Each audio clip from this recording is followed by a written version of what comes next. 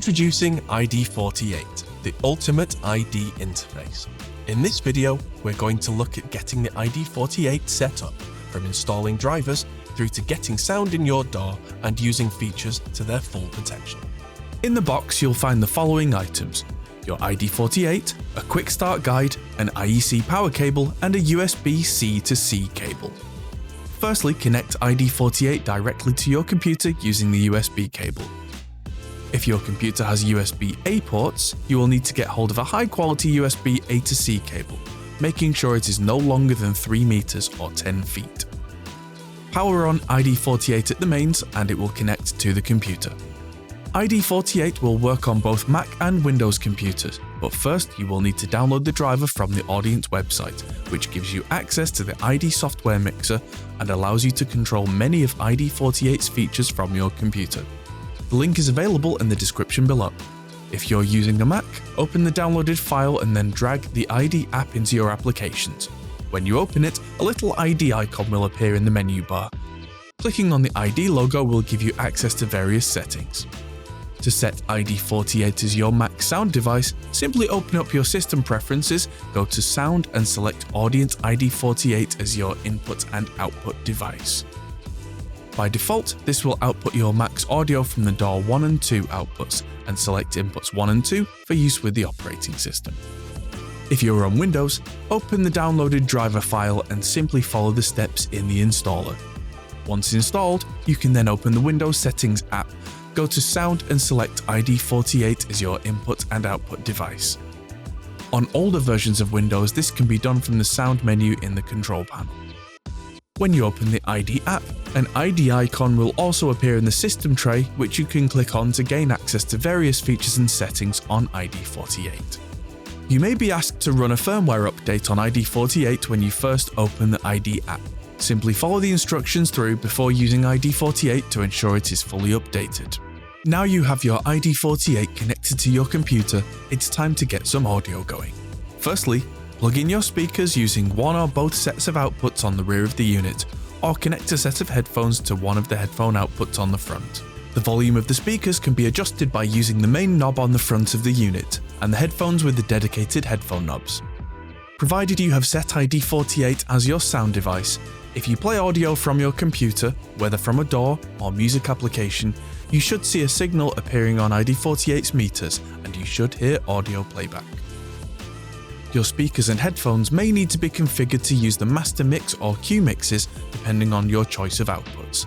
For more information on how to set these up, see the software overview video linked below in the description. When using a DAW, it may be necessary to set the software's audio system to use the iD48, either using Core Audio on macOS or using ACO on Windows. For several of the most popular DAWs, there are support videos on the Audient YouTube channel. Otherwise, consult your DAW's manual for setup instructions.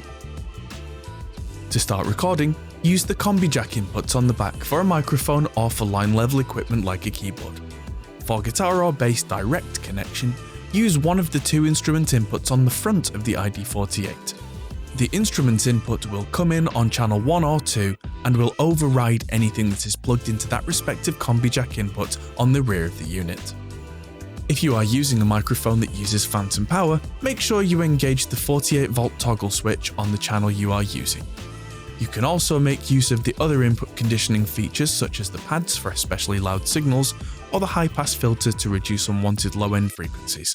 The controls for each of these can be found at the top of the iD mixer on each respective channel. You can quickly set your input levels using the gain knobs on the front of iD48. To check your input levels, you can either look in your audio software or you can open up the iD mixer. Simply go to the menu bar on a Mac or the system tray on a PC, open up the iD menu and select Show Mixer. It is important to note that the iD mixer is purely for control of audio routing and monitoring and does not affect the preamp gain or audio levels being recorded in your DAW. Now you can see the level of the input channels in the iD mixer. We recommend turning up the input gain until the loudest peak is around -12 dB, although this does vary by application. Now simply create a new channel in your audio software and select the correct input, and you're ready to start recording. If you want to make use of the ultra-low latency monitoring, you can turn up any of the input faders in the iD mixer, and you will hear an ultra-low latency copy of your inputs in your speakers or headphones. In the same way, you can reduce or mute your computer audio using these DAW channels as well, and by default your computer's audio will be shown in the iD mixer on DAW 1 and 2, as seen here. Again, it is important to note that these faders represent the direct monitoring paths for your inputs, and do not control the gain of the mic preamp inputs, and therefore do not affect the levels recorded in your DAW. For more information on how to use the iD mixer, please watch the iD mixer overview video. At this point, be aware that many DAWs will default to monitoring this channel through their main mix output. If monitoring the same channel through the iD mixer, this will cause you to hear a doubling effect on that audio where the same sound is routed through two signal paths, both the iD mixer and the DAW. In this case, either disable your DAW's input monitoring or mute the channel in the iD mixer. We have made videos explaining this in more detail for several DAWs on the Audient YouTube channel. For more information on iD48, please make sure to watch some of our other videos, or visit the iD48 page on our website. If you found this video useful, please give it a like. If you have any questions about iD48, then please leave a comment or get in touch with our support team. And don't forget to subscribe for more Audient news and video content.